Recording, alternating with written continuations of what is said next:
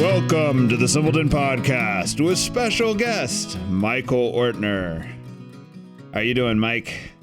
I'm doing great, Clark. Thanks for having me today. Okay, Mike and I have been friends for almost 25 years, but we only talk about once a year. So I don't know all of Michael's story over the last 25 years. There's a lot of holes in it.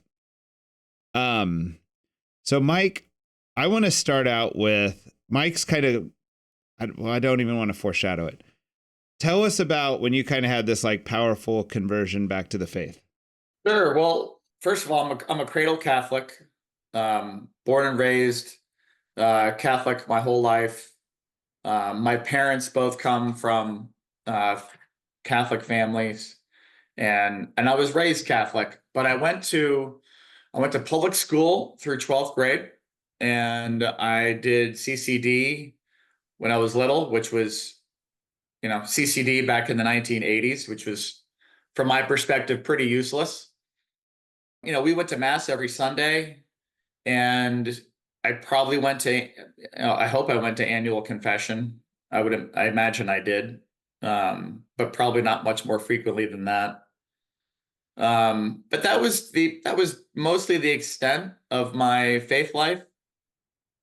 And so when I went off to college, I thought of myself as Catholic, but didn't really know what that meant.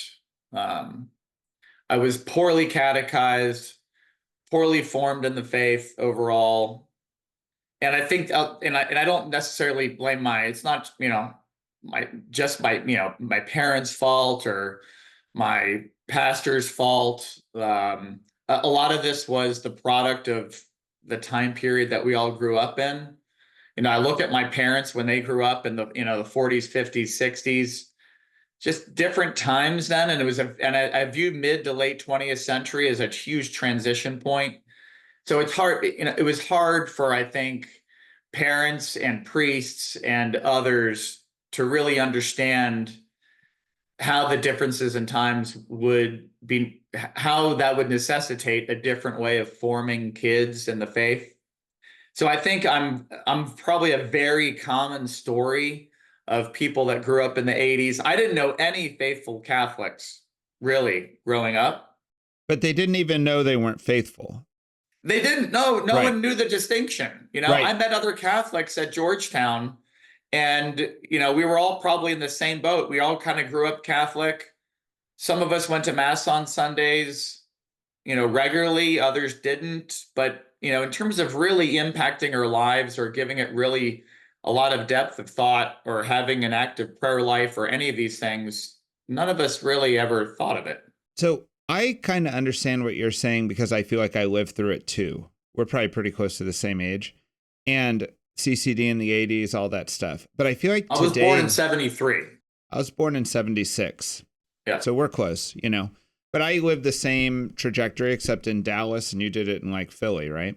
Yep. So same situation though. And I feel like today when people complain about either a lack of catechesis or some unorthodox views of people, they're like, it's like, well, yeah, that's still always an issue, but you just don't get what it was like in the 80s and 90s. Because I think we've got way more resources now available to us. So maybe there's a little bit less of an excuse. There's been a lot of great ministries that have popped up since the 90s. Over the last 20 years, like Focus, and, other things like, the Augustine Institute and stuff like that I think they've made some inroads. I think they deserve a lot of credit. I think the big picture things I'm seeing are like, there was just a lot of confusion after Vatican II, the way it had been interpreted. And then also, I think that somewhere around the sex abuse crisis, 2001, which would have been, close to when we met, a lot of the reasons to be Catholic that were social or fell away. It became kind of like, it, in a sense, was a bigger sacrifice. I agree with that. But I think the seeds were planted like before the sex abuse scandals came out. right? Like I look at just the society in general. When you look back at the mid 20th century, so many things happened in terms of, travel in the US, people spreading out more, people driving cars, um, the entertainment industry having a much bigger impact, like movies coming on the scene, eventually TV shows, bad TV. I grew up watching Cheers, for crying out loud, in the 80s when I was in my, early to mid teens, about as inappropriate of a TV show as you could imagine. Relatively wholesome by today's standards. For sure. But when you look back on what, like, Sam Malone and all of that, it's like, what was I watching when I was 15 years old? You're right. And that kind of groups into the cause, right? Like along with the Vatican II confusion, there also was that, Yeah. But then the question of why it turned around is kind of interesting. And not just the sex abuse crisis, but I remember like Bill Clinton, it came out that he like quit going to church on Sunday after the Monica Lewinsky thing. And somebody noted that I read, this is the first president we've ever had that doesn't observe on Sunday, And I'm sure that the presidents before him weren't all religious in a great way, But the fact that America was ready to have a president that just quit going to church and it wasn't a big deal. Yeah. I don't think the 50s America was ready for that, or even 70s.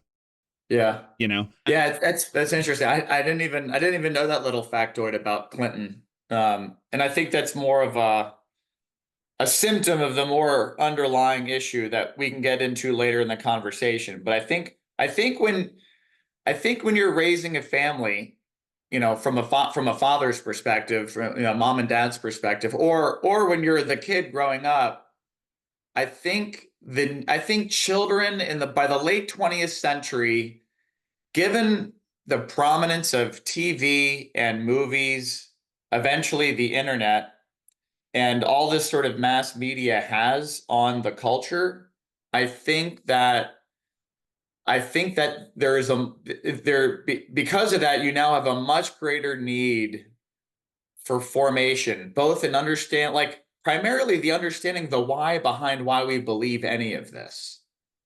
And I think that it's possible, based on people I've talked to and old people and then modern day, like Catholic scholars who cover this that I read, you didn't need as much of the why, probably for many, many centuries. You just grew up drinking the Catholic Kool-Aid. It's what you did, what your parents did. You probably couldn't give a great explanation of the faith. But that was enough because you didn't have all these other influences on you, hitting you every day. But by our generation, certainly, and even go back before us, like to the 1960s, particularly the 1960s. So yeah, you get to Vatican II and beyond. There are so many competing influences on children and teenagers that now it's like, if we don't double down on helping kids understand their faith and properly catechizing them, we're going to lose most of them. And we did. And I attribute a lot of it to that. When I look at my friends who grew up in Catholic families, most of whom aren't practicing today, I look at it as they didn't proactively walk away from the church.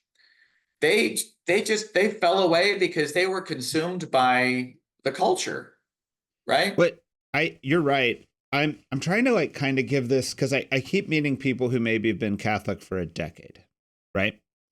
And I feel like I go to a pretty middle of the road church, and we started kind of an outreach to the 40-year-old dads that's been pretty successful.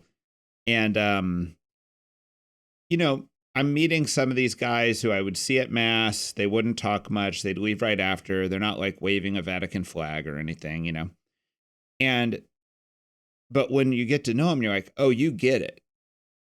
You know what I mean? Like in the 80s, it wasn't like that. Yeah. There was a reason just to show up, and now it's like, if these guys are showing up, even if you think of them as not that involved, they're there because there's a reason. I think the level of buy-in we're getting even from an average person in the pew is way higher right now.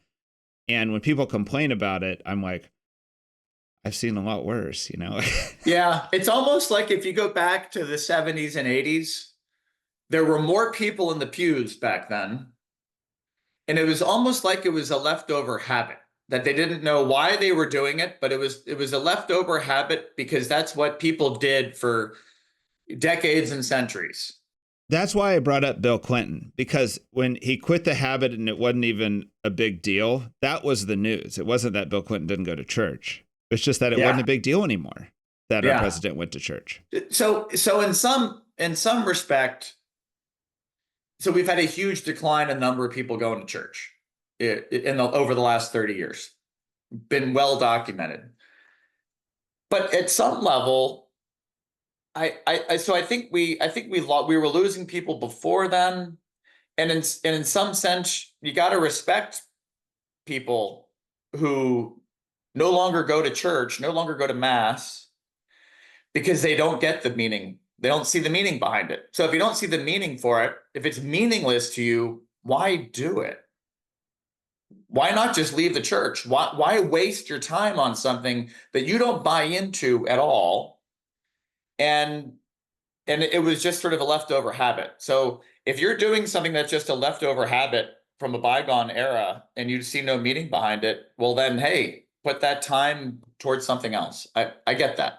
So both you and I came up in that, right? And then there was a moment when you realized, oh, this Catholic faith is much more than I thought it was. Yeah. Right? Like I was even talking to somebody the other day, and it's like, and it's almost like the Catholicism's like a theory of everything. Doesn't try to hyper define everything, but it's like I don't even know an alternative theory. It's almost like Catholicism or nothing. Yeah, well, the nothing is the dominant theory. That's the main alternative. Is we are all merely cosmic accidents, and there's no real great meaning to life other than what you make of it. And you're going to die one day, and that's the end. Even the cosmos was an accident. There's no reason for that, That's right. We're all just mere accidents. So I think that's the dominant one that's the dominant alternative. That's the default alternative to me. So that's, when I went off to college, that's kind of where I guess that was my mindset. I was giving very little thought, to the faith. And I would say my first couple years of college, I was certainly going to mass when I was home with my family, but when I was at school, I probably went to mass. I mean, this is over 30 years ago. So I think I probably went to mass once or twice a month. It's probably for those first couple years, and then third and fourth years started a rebound, but there was an experience. So if I had to describe to you what happened to me, to make me go from a more nominal, somewhat barely practicing Catholic to someone who takes faith much more seriously, and who I'm not very much now a faithful Catholic. How did I get there? It all happened in my 20s, and I would say the seed was planted when just after I turned 21. It was this summer of 1994, and I studied abroad at Oxford. Georgetown had a program where we sent, probably 30 or 35 students over to Oxford, and for about 2 months, 7 weeks, it was a summer study abroad program. And when I was there, I met someone who was the person who planted the seed. It led to a pretty radical move for me, which was, so I met someone, a young woman, and she was the first person I ever met who was opposed to premarital sex, and in fact was very much living that out in her life, despite the fact that she had been dating, so here's this tremendous good, and she's doing it amidst what I would consider a pretty big life mistake. Um, she had started dating a guy in middle school and had been dating him continuously for, at this point, she was 20. I mean, she was also 21. So they had been dating for like 8 years. And she had avoided, she was waiting until her wedding night. And she told me this like the first, I mean, we just met and just started barely becoming friends. And she mentioned all this to me, and it blew me away. Absolutely blew me away. And it's, like, so I, yeah, I had never met anyone who subscribed to this. And I had lots of friends. I mean, most of my friends, going back to high school, had been in serious relationships, and like this is we don't talk about this, but the vast majority, I mean, just about everyone I knew was having sex before marriage. And to meet someone who was very attractive, who certainly could have, and who was dating someone for that long, blew my mind. Anyone that I had known who had been dating someone for, a year, 2 years, less than that. So that was a witness to the good. Like I was encountering, we talk about we talk about the transcendentals in the Catholic Church, the true, the good, and the beautiful. Well, I was now a direct witness to the good. And I had, when I reflected upon, any of the formation, anytime, where there were priest talks or CCD or whatever, and this topic would come up, there was never any very clear or exciting interpretation of this that would capture your heart. Very little discussion on this topic, but so it was to me, and she was not like, we went to mass every Sunday together, but we had very little conversation about our faith life or prayer or anything. So it wasn't as if her faith was on fire. She got this idea. Her mother had instilled it in her. She got it completely from her mother. But again, I didn't realize if I was encountering God in that moment, I wasn't really realizing it. I was much more encountering the good. And I saw beauty in it. It resonated with me to my core. And as soon as I met her, I knew, okay, that that's all I needed to be able to commit to live chastely. It's all I needed was to meet one person. I had never met anyone until then. So that was big for me. I remember being called a prude when I was younger. And I remember to the point where I didn't even know what that meant. When I was probably in my early teens, I remember being referred to as a prude, and these, feeling very much like an outlier in high school. I never knew anyone. And so to finally meet someone who was so confident about this belief and knew it, that's all I needed to say, all right, that I needed that. And, I thank God for meeting her at that moment and seeing her strength and confidence. And I knew from that point on, okay, great. Now I have full confidence that I'm going to wait till my wedding night. So, but to be clear, that was just a seed that was planted. That did not really result in me having any huge change toward becoming a more faithful Catholic. But I was there from, say, a sexual morality standpoint, or at least largely there. It was not until about four years later. So I would say I had both a spiritual and intellectual awakening, and they went hand in hand. And the way God works is like, I mean, he clearly has a sense of humor. So I went to Kenya when I was 25. I took a 2-month sabbatical, and I wanted to see the continent, and I wanted to do some volunteer work. And I went to Kenya, and I brought with me a book that I had numerous friends recommend. And, to me, that's how I end up reading back then anyway, I did very little reading the first 23, 24 years of my life. But then I started reading a lot. And one of the number one ways I knew I wanted to read a book is if I had like 4 or 5 different people recommend it. So I read a book called Atlas Shrugged. I brought the book with me to Kenya.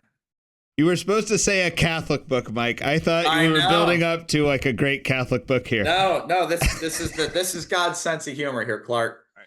So I read a book that most Catholics have learned to despise, and not just most Catholics. Most people despise Ayn Rand's Atlas Shrugged. She uniquely was able to alienate just about everyone, except your sort of atheist libertarian types in America. So again, as one of my favorite priests later would call her, a brilliant but flawed mind. She got a lot of things wrong. Unfortunately, she has terrible, toxic views on marriage. She has very undeveloped, immature views on religion. Very flat characters. So if you're a fiction snob, her heroes are just heroes. Her villains are just villains. There's no complexity there. I got all that, and all that's true. But it is a very engaging story. And what I liked about her is she was more of a philosopher who wrote some novels. So she was a deep thinker. She was an Aristotelian. So she definitely believed in an objective reality. And if in interviews, you can see her favorite philosopher goes back to Aristotle. So we Catholics do have something in common with her. Catholicism adopting even, Aristotle obviously was not Catholic, but the Catholic Church will adopt anything that's great or, true, good, and beautiful. And Aristotle had a lot of that. So I read Atlas Shrugged, loved the story, came back, and I was sharing this with a friend of mine who is a Protestant, and she became afraid for my soul. She was worried that I liked Ayn Rand too much.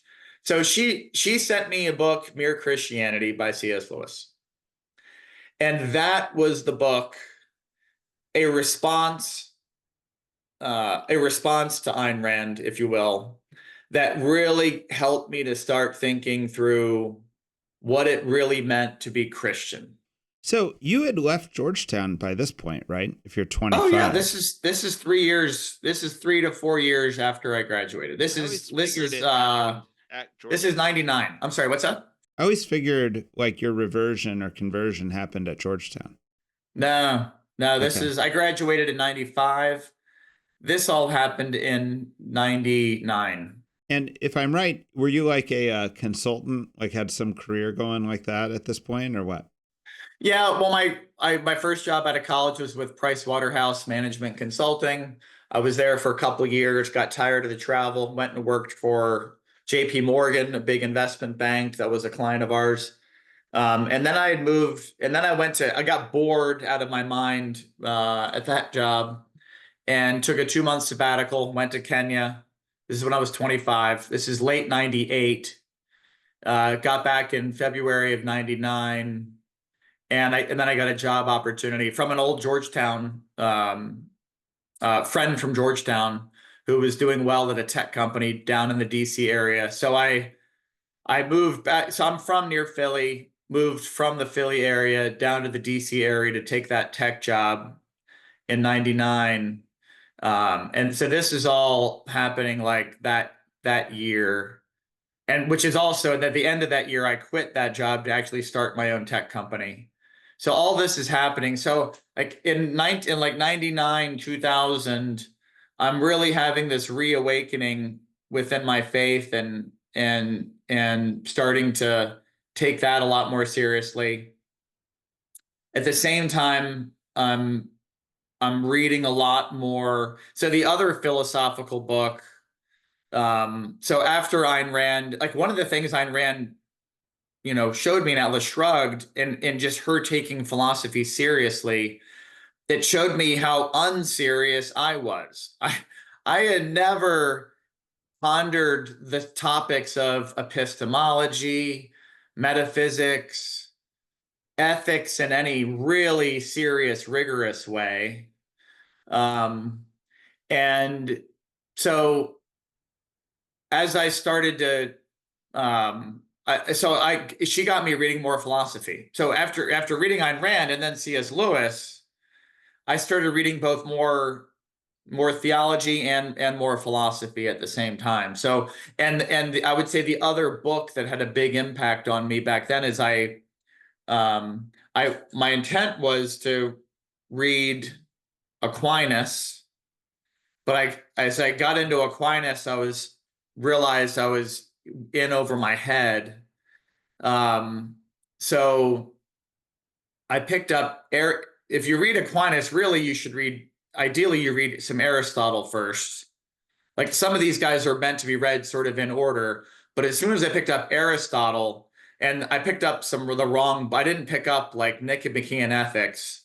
I picked that up later. Like that was another amazing read. But I picked up one of his, more boring reads like De Anima or something like this. And I was like, okay, it's killing me here. I can't start here.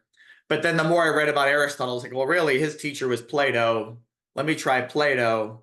And I picked up Plato's Apology. And Plato's Apology had a huge impact on me. And yeah, go ahead, Clark. We're talking about your Catholic conversion. You've now mentioned the big signposts and not one Catholic author yet. Yeah, they came later. I had to go back before I could come forward. So I had to go back and read Plato's Apology to witness his humility and to help me become more humble. Like I was way overconfident in my own knowledge, and it really helped me to read Plato's dialogues, particularly the Apology, that helped me to really open my mind. So yeah, I did a Protestant writer, C.S. Lewis, an atheist turned Protestant, went to Plato. It took me until a couple more years to really encounter some of the bigger Catholic authors that had an impact on me. I would put Frank Sheed in that group. I would put Peter Kreeft in that group. So yeah, there are some Catholic authors, but it took me a couple years to get to them because I really got stuck. I ended up pursuing a second degree in philosophy. While I was starting my company, I was also the first 6 years of that or so, I was getting a philosophy degree on the side because I wanted something more structured than just kind of skipping around reading different philosophical texts. Like I wanted a real foundation in it, but I didn't have time. I actually was going to consider going back to Georgetown, but I would have had to do their master's program, and I didn't have time for that because I was starting this company. I started it when I was 26. So I ended up doing a University of London offered an external student program. So basically they would send me a curriculum and I would just do it. And that was very meaningful for me, but I didn't encounter. So the other big part of my sort of, I don't like calling it a reversion because I didn't leave the Catholic faith formally anyway. But the other big part, I didn't know what Catholic books to read. until I made more Catholic friends. And I didn't have Catholic friends, like serious Catholic friends, until I joined the ministry where I met you, Clark. So I joined that ministry when I was 27, early 2001. This is also where I met my wife. And it was that group. And that's, to me, like, when I have to do, if I had to distill my coming to the faith, two things drove it. It was friends and books. Friends and books. So I had to find fellowship with faithful Catholics, and I didn't find that until Exodus, the group we both joined and where we met. How did you find Exodus? Because I found it about a little bit after you, and it was a very strange way to find it, you know? Yeah, I found it because I went to, I heard the founder of it speak, Mary Lyman Jackson. She had founded it, I think, back in the 80s, I think. And she spoke on, I went to a Theology on Tap. In fact, I had to hear her talk about it twice. And at least one of them was a Theology on Tap. I forget if the other one may have been something else. So I was attending occasional Catholic lectures, doing some of that stuff on the side. I heard her speak. I had recently moved down to the DC area. I was pretty much consumed with getting my tech company off the ground. But I was looking for an opportunity to volunteer a little bit. That was in my blood a little. If Georgetown did anything for me, it maybe helped embed that, heart for service a little bit in me. And so after hearing her and hearing her ministry, I wanted to go check it out. So I eventually went. I remember. It met every Thursday night. Serve, for those of your listeners who don't know what Exodus is, it's called Exodus Youth Services. They served, her goal was to serve the poorest of the poor in DC. And we would go and we would meet in front of the National Shrine, pray as a group. There would be 20 or 30 of us. And then we'd go and serve the poor. And I did that. I think the first night I did that was the first Thursday in March of 2001. And I only can remember it that well because that's where I met Liz, my wife. So she had just started doing it a few weeks, I think, before me. So it was encountering, and when I found out it was every Thursday night for like 4 hours, at first I almost walked away from it. I didn't think I could commit to that because I was busy. I was looking for more something like that was once a month or something.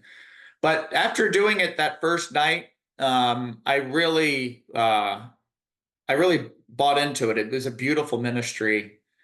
And so that motivated me to stay on and do it. I did it for 4 years. I did it through the end of, I stopped doing it right before my first child was born. So I did it for like 2.5 years before I got married, and then another about 1.5 years after I got married. But it was that group where we're with, on a slow night, there'd be, 10 of us. On a big night, there'd be 30 or 40 of us.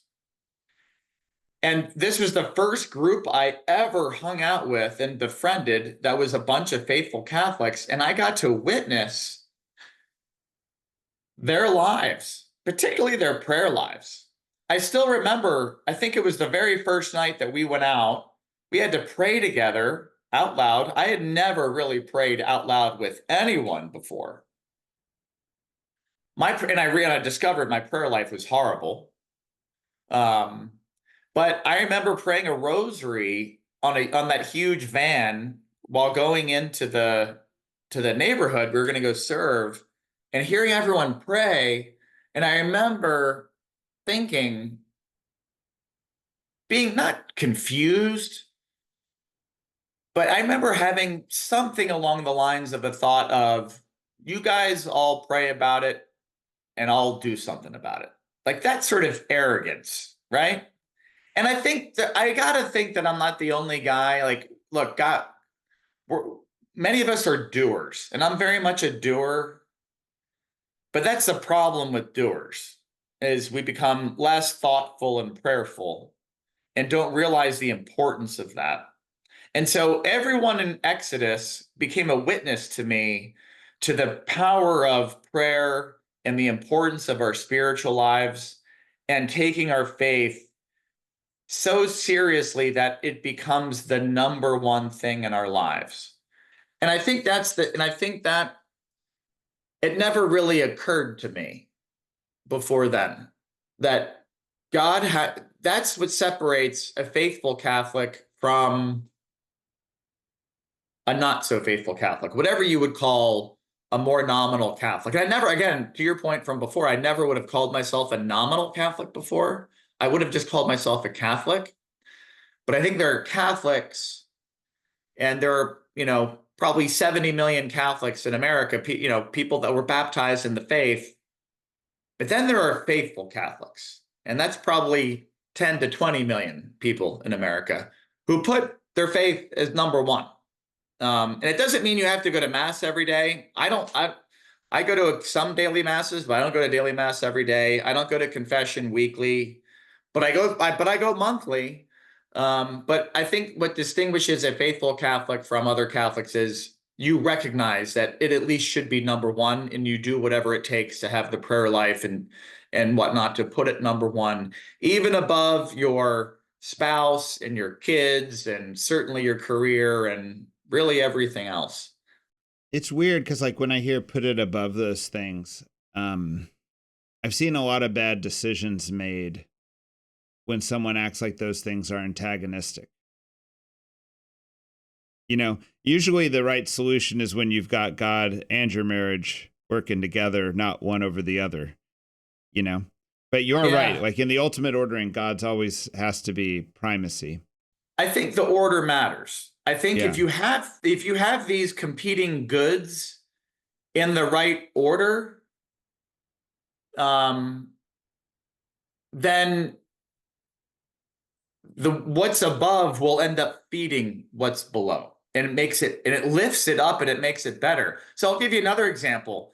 Like, we're supposed to put our spouses ahead of our children. And I think a lot of us parents, and certainly me at times, I was given a lot more attention to my children than my spouse, than my wife, So I think, and it's good to be reminded, no. Your wife comes first. Take care of your wife, and it'll become a lot easier to be the parent you're called to be for your kids, for both of you. And I think the same thing comes with God. Now, does that mean that I give God more time than my wife or my kids? No, my family gets way more of my time. But it's not about time. It's about order and mindset and putting God, whether that means praying as soon as you wake up in the morning, ending the day in family prayer, this sort of a thing. But I do believe order matters. But I do agree with you. Like, we can't let this become an excuse for for neglecting our families or other priorities. Yeah, I see people with kind of one-track minds who kind of like want to do something for God that's kind of crappy for the family, Yeah. And they use that hierarchy organization to just justify it, because almost like, to hell with everything that's not number one, almost, Yeah.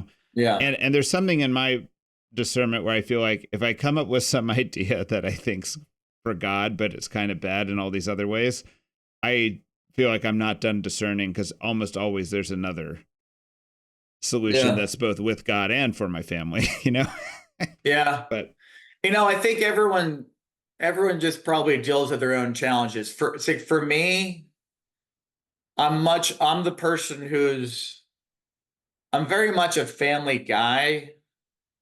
So I'm the one who has to keep reminding myself, God's got to come number one, right? Because my default is going to be, I'm always doing stuff with my family. So I need the constant reminder, God comes first.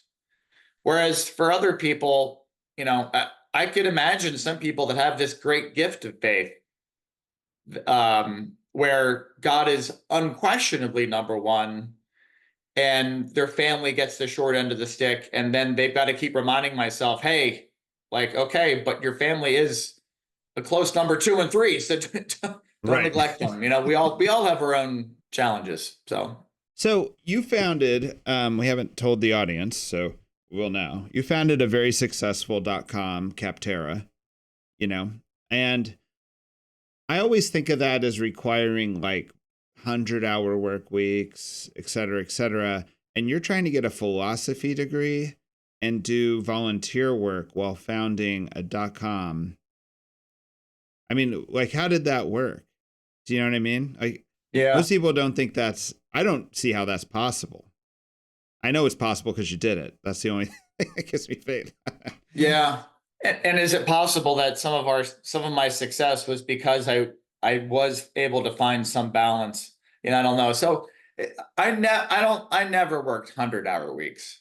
So I want to be clear about that. Even when I was single. So I was single for the first. I started when I was 26. I was single for the first 3. Wait a minute. I started in 99 and I got married in 03. So 3.5 years I was single. And it was 5 years. I had Gabriel when I was 31. So it was about 5 years before I had kids. So, but even the 3.5 years before I got married and I was getting Capterra, and those 3.5 years were tough years. We were not a rocket ship from year one. We were, we were a big wheel for the first few years. But I would, even like in those years, like I would say I was working, 80-hour weeks, I would call it. I was working a ton, no question. Weekdays, typical weekday, especially before I met Liz. I started it a year and a half before I met Liz. I would get a workout in every day. And on Thursday nights, I would volunteer at Exodus.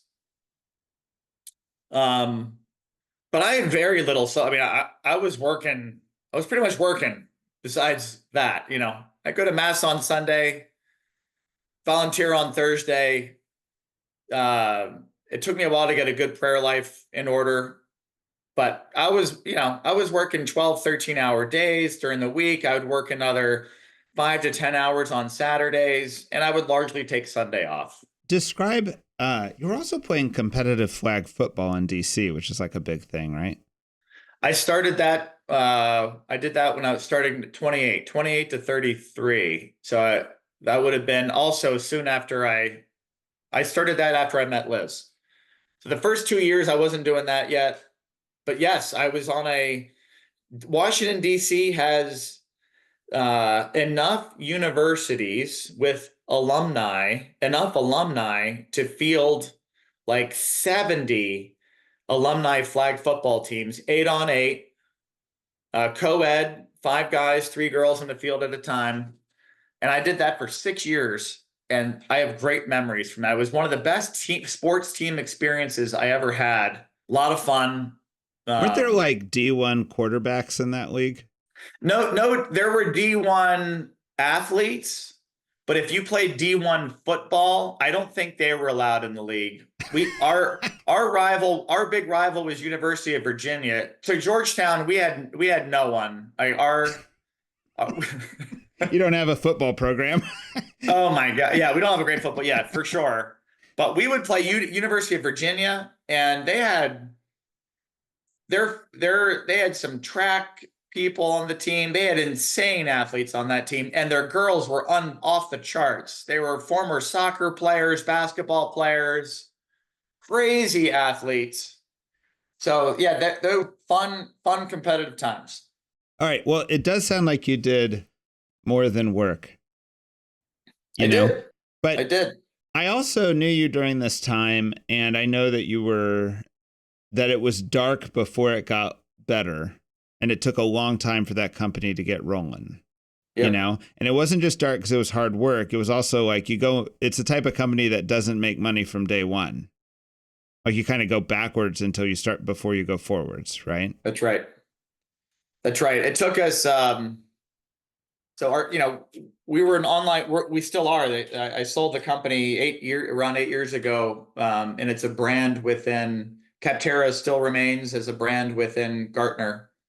We're an online marketplace for business software. A paying customer was a software company that would pay us to promote their software products to our end users. It took us 18 months to land our first paying customer. And 18 months actually isn't that bad. There are plenty of startups that, take a year or two to kind of ramp up their product and then start selling it. So 18 months isn't bad, but whenever you do like flip the switch and start getting paying customers, once you land your first one, they're supposed to start rolling in. We didn't land our second paying customer until 13 months later. And then it was 3 months after that where we got our third. So 34 months into the business, we have 3 paying customers. And just be clear, a paying customer was a software company paying us, maybe $100 a month.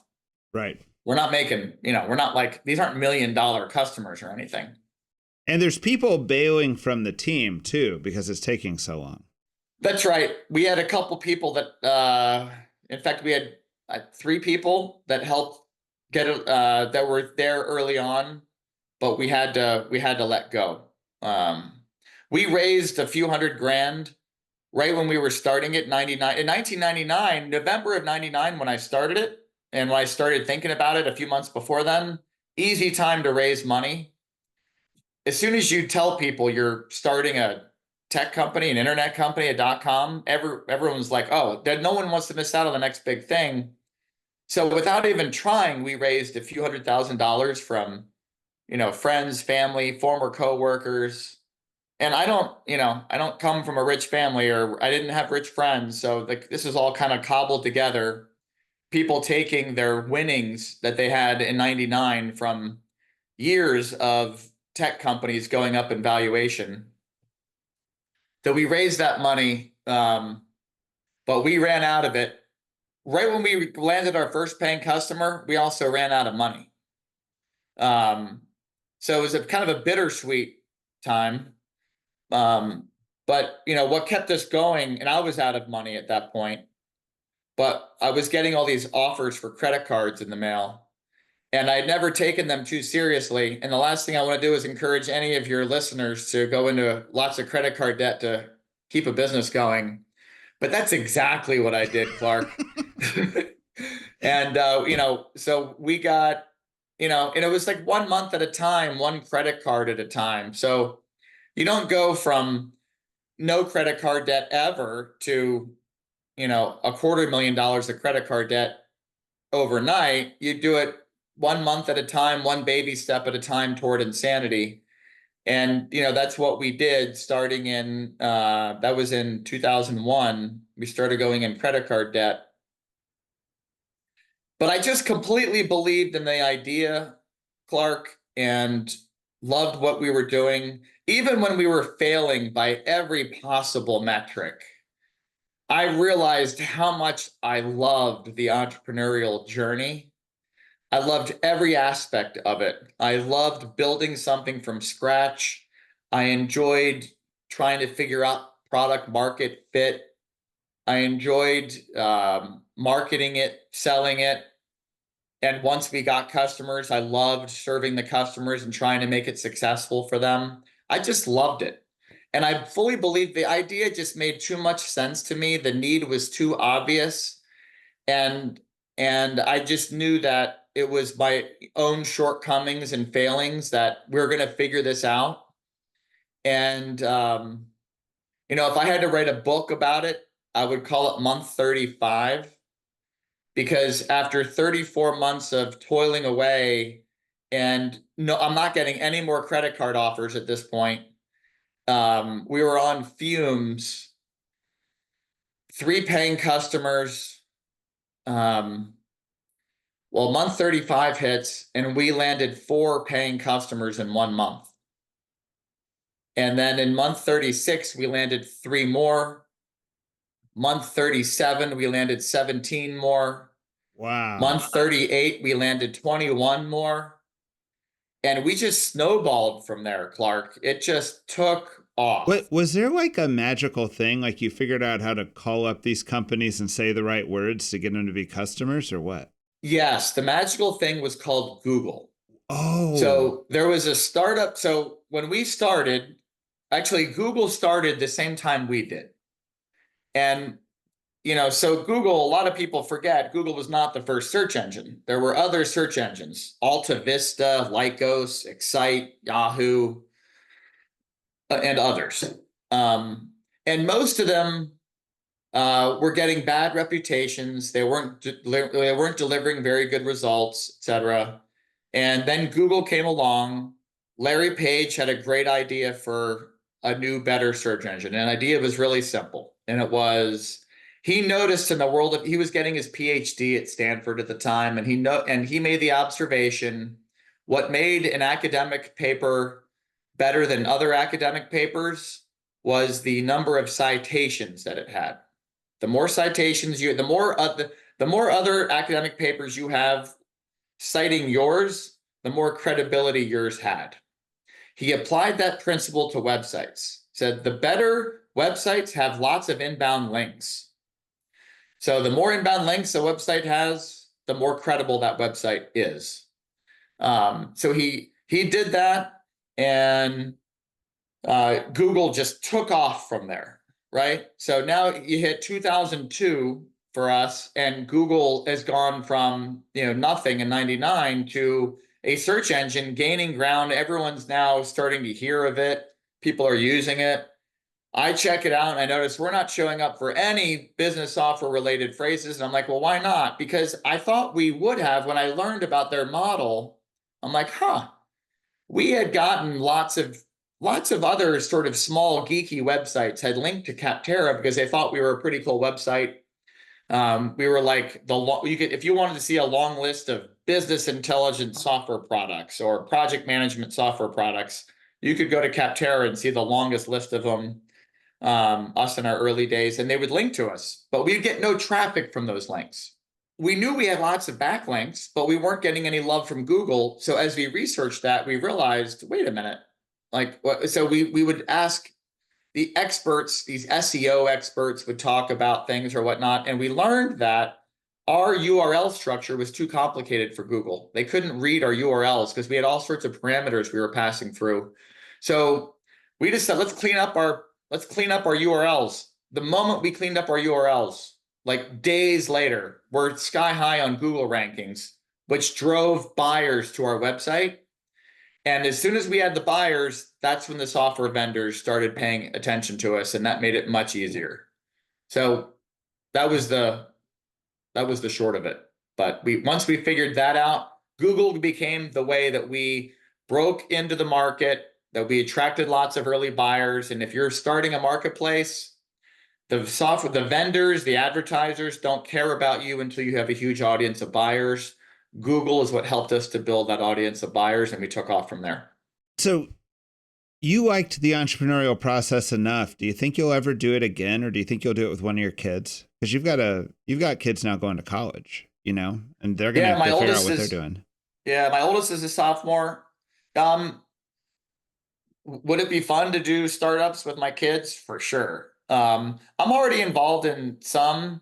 I sold Capterra. I ran it for 16 years, sold it, stayed on for 2 more years.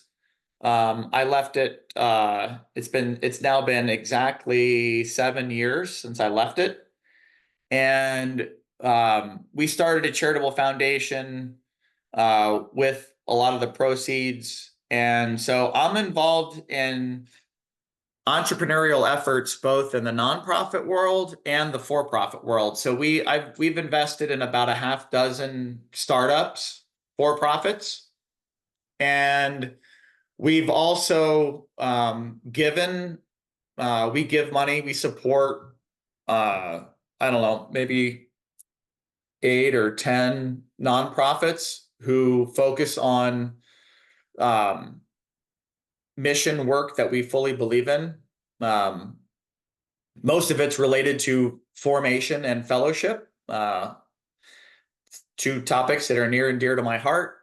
And we've also started 2 internal projects that I've got a very small staff that are leading, that we're getting off the ground. And both of them are pretty entrepreneurial. So I'm definitely still involved in that world of entrepreneurism, both for-profit and nonprofit. But as an investor and as a, I guess, philanthropist. But again, one of them, like Run with Saints, is one of the programs that we've been piloting this year, and it feels very much like we're still we're piloting it. We're still somewhat in the product market fit phase, but it's very much an entrepreneurial journey. Let's talk about that, because I also want to talk about what your main concerns were when you got on the other side of, like, when you sold Capterra, like, hey, now that I'm going to work on church stuff, what was like feeling like where you felt the need was. But there's something that happened at Capterra that you said to me a long time ago that I think most of the audience will want to hear about. You said you started hiring liberal arts majors to work at your .com. That's right. Well, yeah. Do you suggest that to anyone else? Why'd you start doing that? Why weren't you just hiring engineers or business majors? Yeah. So when let's see. So this whole world of liberal arts and classical education and whatnot, based on when we started having kids and we started researching homeschooling options out there. So we homeschool our kids through 6th grade. We have 6 kids homeschooled through 6th. And then we send them to a Christian classical school, 7th to 12th grade. It's not Catholic. It's a Christian ecumenical school. But when we started researching homeschool curricula, I was blown away by a lot of the curricula that we ran into mirrored like my own search for truth and intellectual and spiritual awakening I had in my 20s. And like, going back to the ancient Greeks and within the Catholic Church, a lot of these programs mirrored. They basically were what I think kids should be learning and focusing on based off of what my own path became in my 20s. So that really got me into the world of like classical liberal education, authentically Catholic education, where it's Catholic both intellectually and spiritually. So it's really gotten me into this world.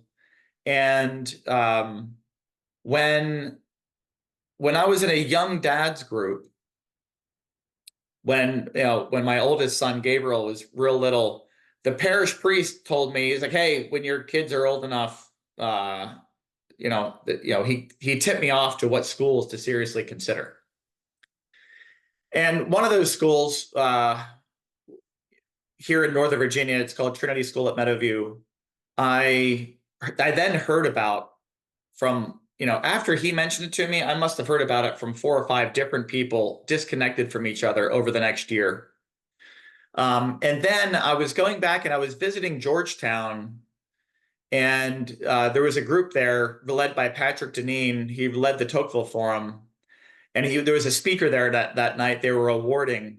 And I walked in to listen to the speaker, and he was there, and he immediately introduced me to Andrew Zwerneman, who was the headmaster of Trinity School at Meadowview. And so we met, crossed paths. His daughter was a physics major at Georgetown. And I reached out to him the following week and said, hey, we hire a bunch of summer interns at my tech company. And I hear great things about your school. So if you have any high school kids that want an internship at a tech company over the summer, let me know. I'd love to, give them a try. And he came back with, he introduced me to these 2 brothers that were ages 15 and 18. And we hired them as I had an intern director. He had already hired like 6 interns who were, business and engineering majors at top local colleges like Georgetown and UVA and William and Mary and such. were getting great grades, great experience. They were all like in their early 20s. And these two, and I kind of twisted his arm and said, hey, can you bring on these two high school kids? And, 6 interns was a lot for him. This would make it 8. So he wasn't excited about it, but he did it. And these two guys came on, and a few weeks into the summer, he reaches out to me and say, hey, where'd you find these two kids? And I'm like, well, I was something, well, what's wrong? And he was blown away by them.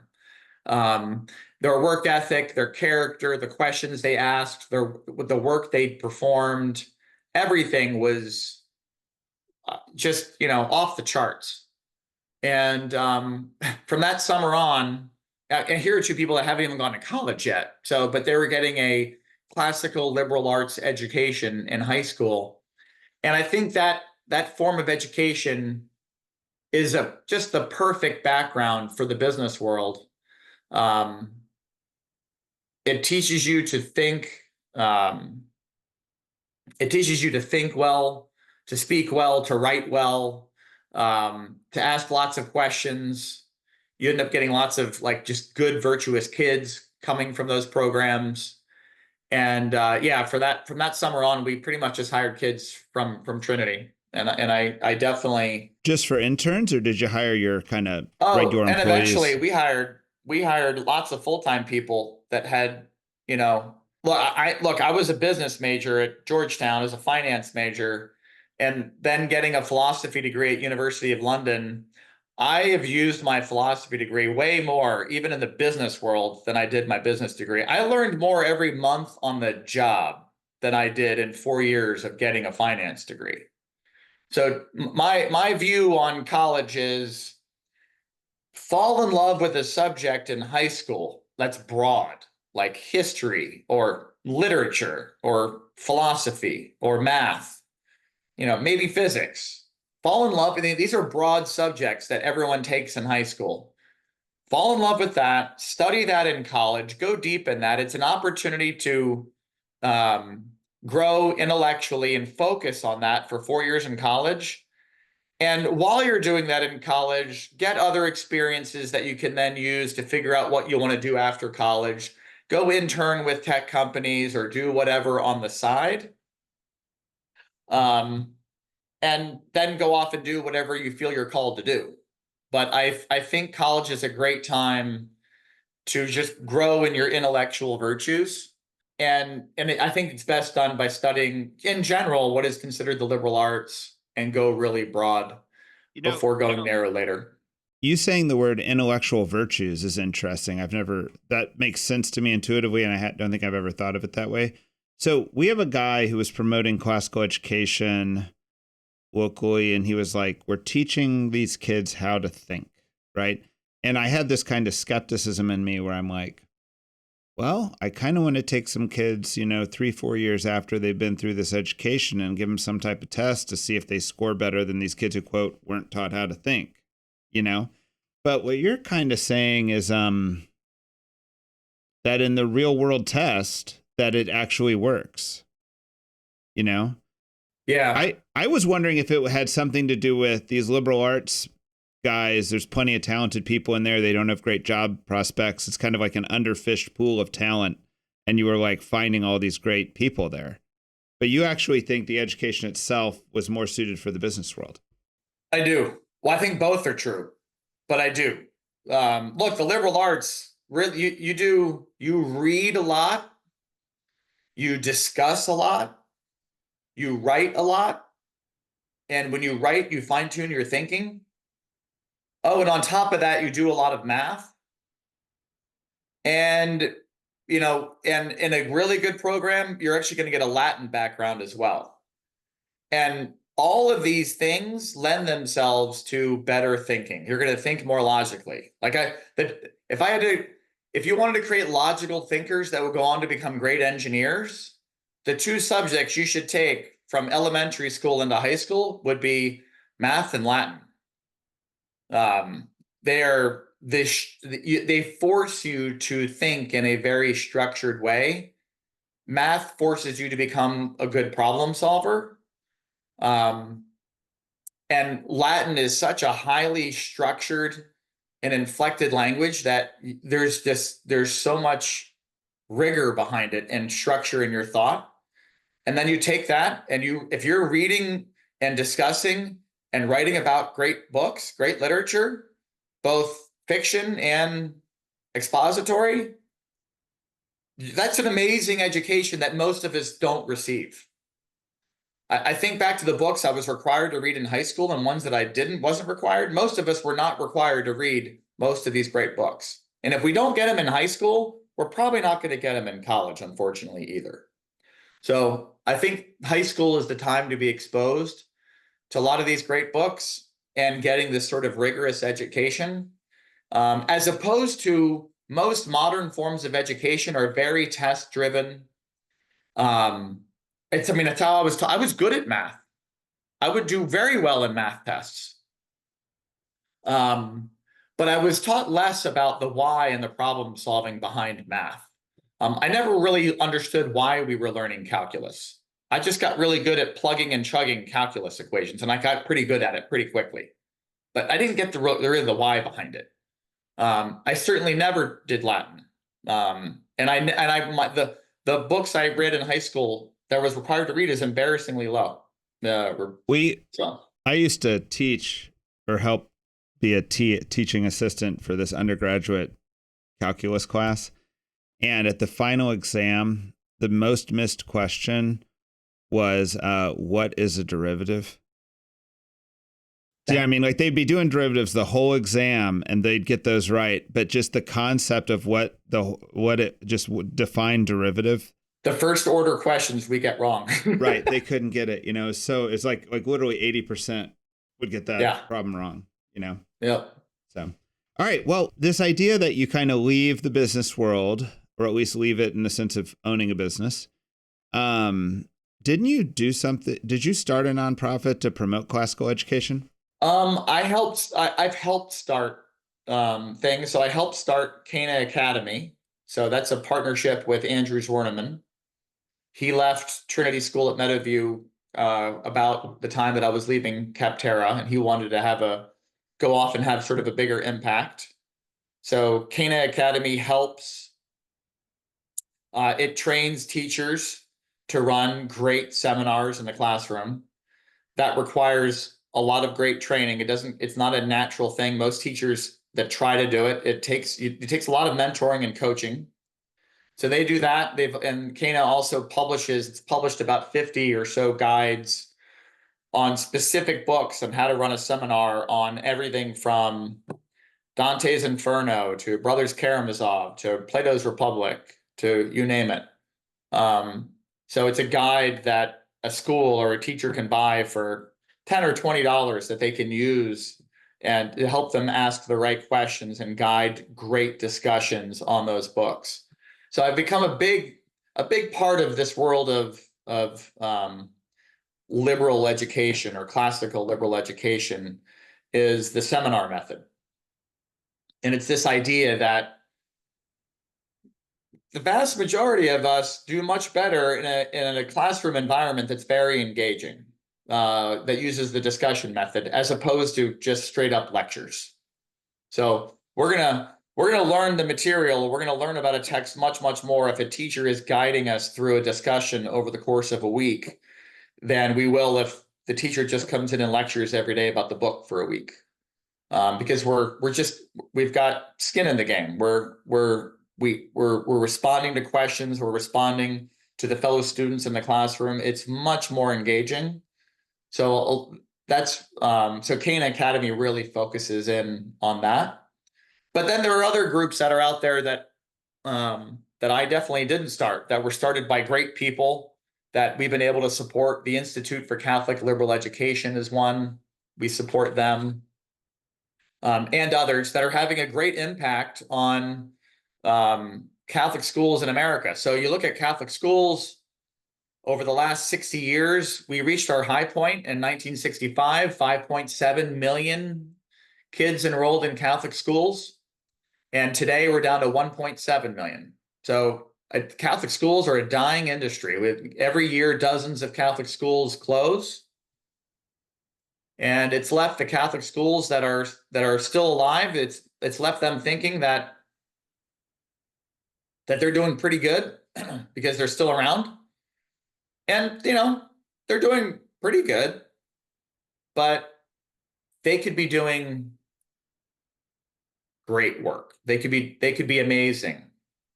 And so there is this renewal effort happening. There are now, out of thousands of Catholic schools that remain, there are a few hundred that are actually amazing and beautiful schools that not just have,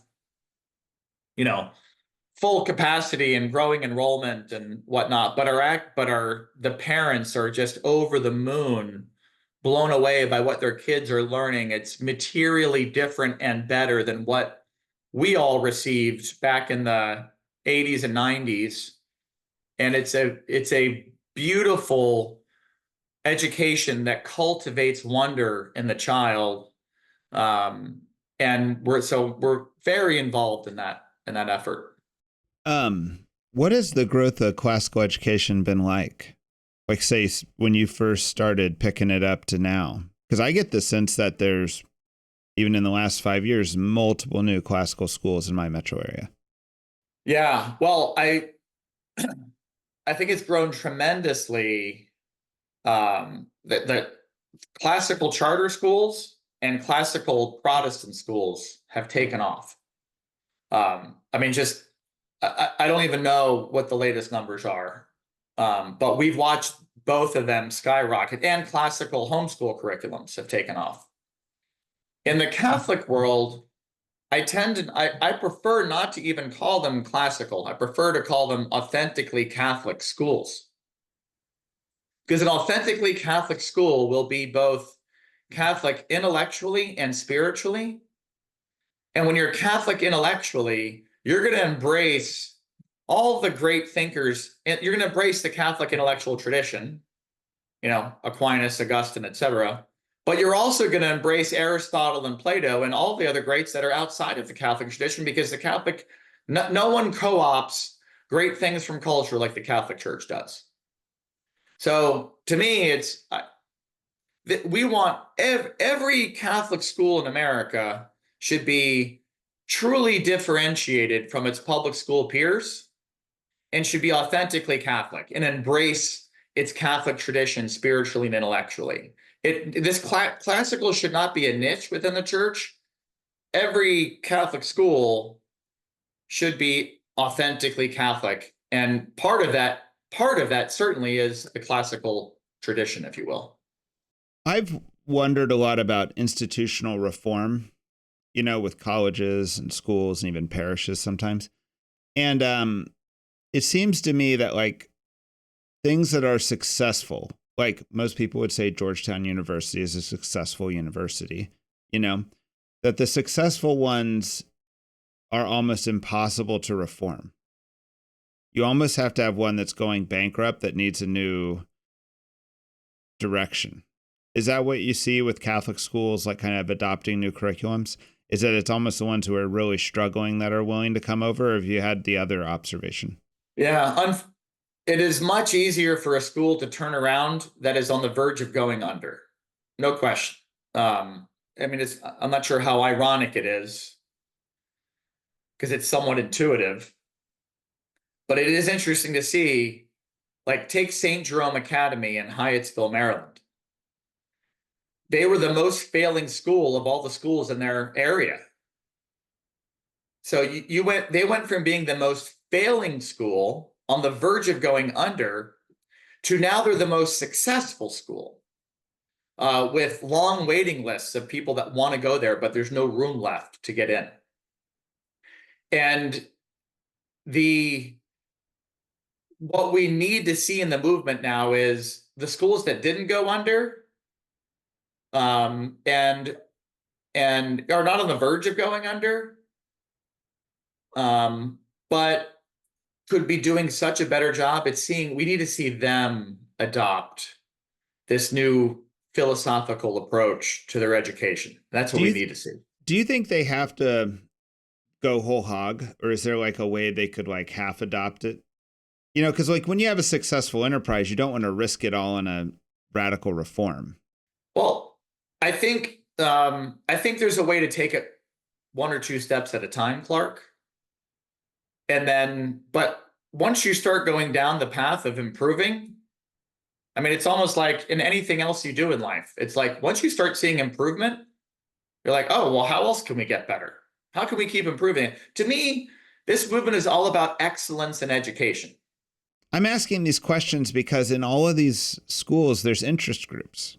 There's former employees, or current employees who aren't like on board with the new project, right? Yeah. And so then it's a question of, do we have enormous turnover, or do we get like one or two classes in, Because there's these institutional like inertia issues. There is. And some of the schools we've seen flip over with new leadership, they'll see their first year, they suffer. They'll go from, so often when the Catholic school drops down to, I don't know, 150 students, when you drop to 100, when you were at 250 and you drop to 150, your next move is to go under because you can't sustain yourself at 150.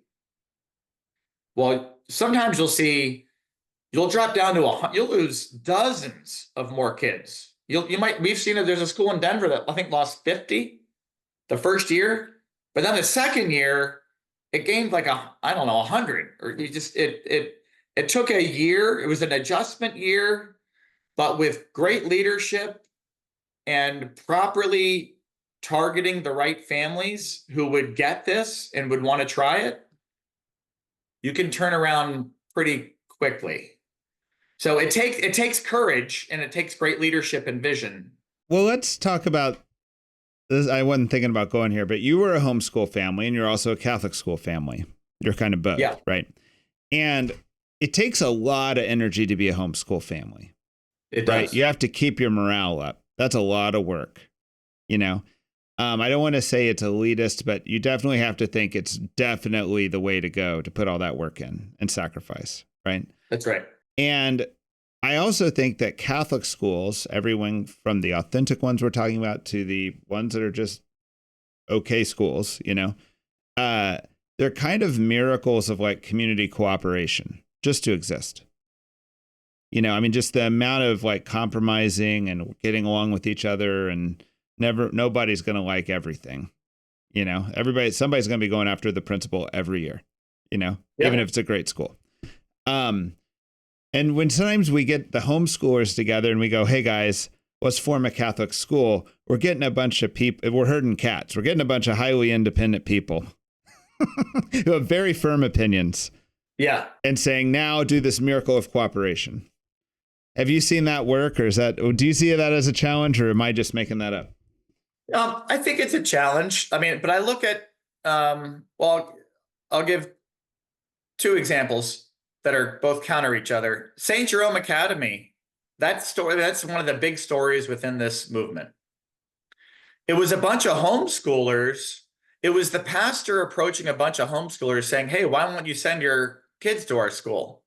And they basically told him, because your school's terrible. And he asked them, it was his humble act of leadership when he asked, well, will you help me fix it? And when you've got a bunch of,